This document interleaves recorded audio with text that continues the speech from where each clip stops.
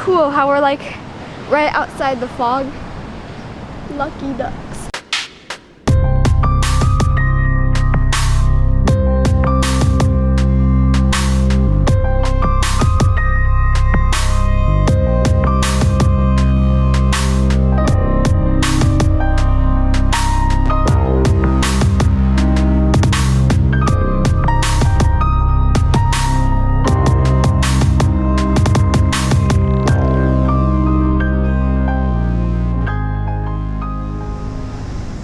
The kids and I are over on the Oregon coast for the weekend. We had the opportunity to spend the night last night here in my favorite little coast town, Yachats. We do have a little adventure planned for later, but first Lucy wants to shoot some photos, look for some tide pools, and do a bit of beach combing.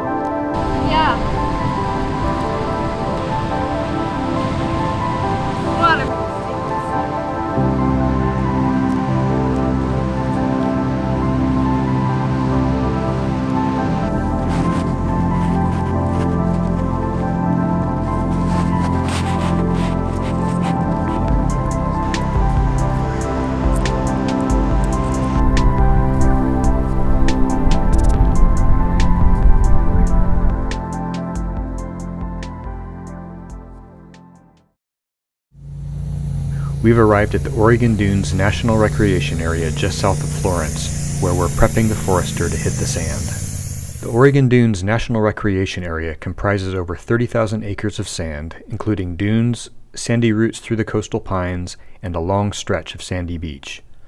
Motor vehicle access is permitted on parts of the dunes and beach. Note that like any other Oregon OHV area, an ATV permit is required even for street-legal vehicles.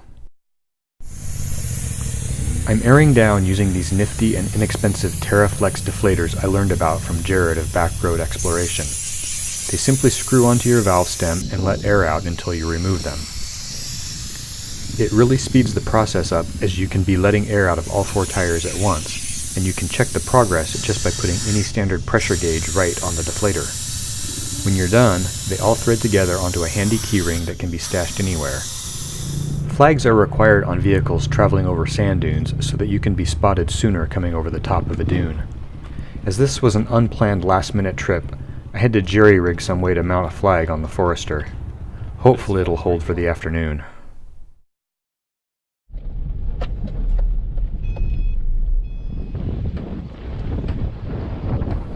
A road of sand connects the staging areas to the expanses of dunes and to the beach. We're going to head over onto the beach first.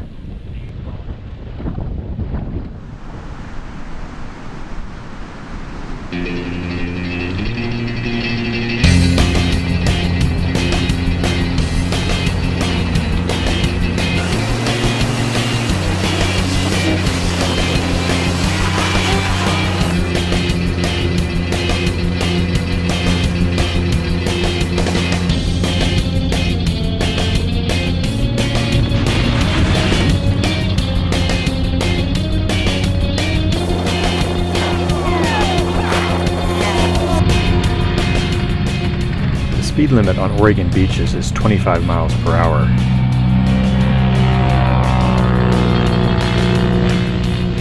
I'm not certain that's getting respected out here, but it's true this wide open and mostly unpopulated thoroughfare does make it inviting to push a little harder on the skinny pedal.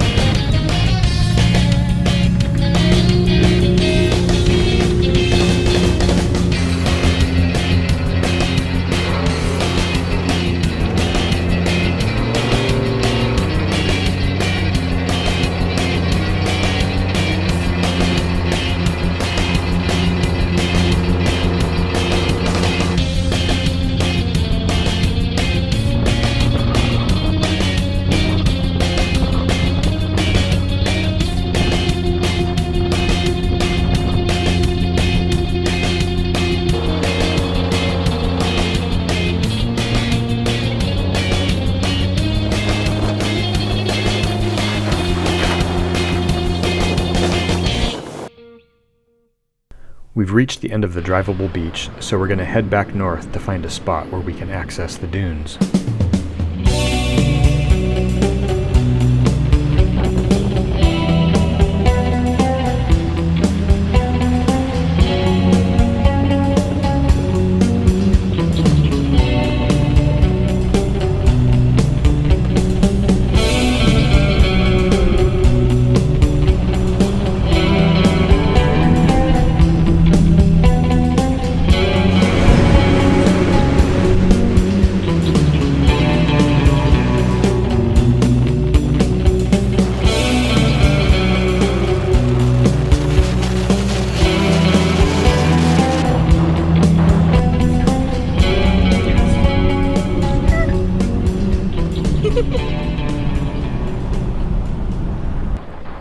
We're almost to one of the designated places to cross back into the interior areas.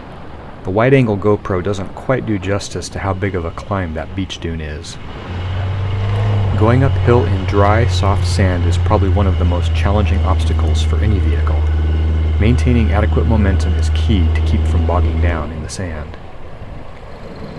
Okay, we made it up, but almost didn't.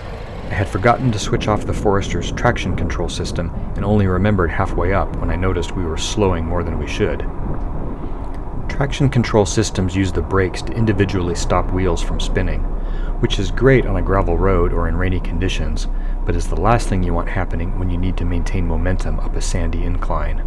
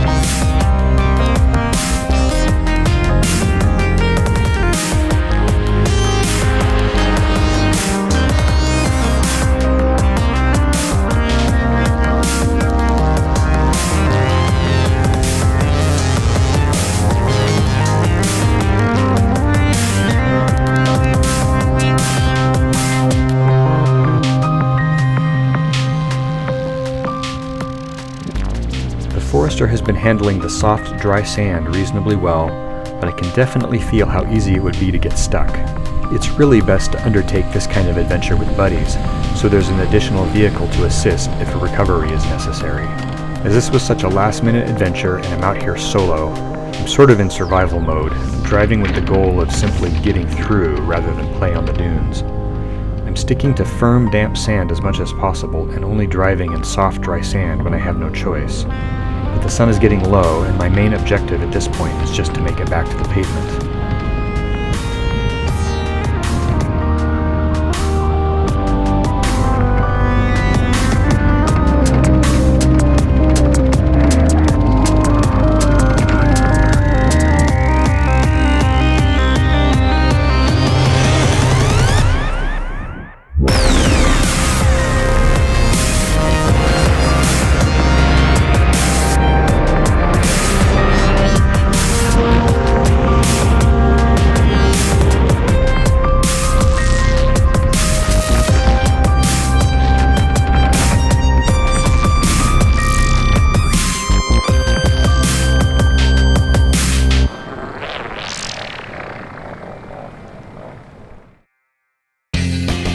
Thanks for watching. I hope you enjoyed our little sand excursion, even if we were being extra cautious and didn't venture very far out into the dunes. There's a lot more to see out there, and now that I have a feel for what the Forester can do in the sand, I really want to come back. Next time, we'll make sure we come with at least one other vehicle and more thoroughly explore the Oregon Dunes National Recreation Area.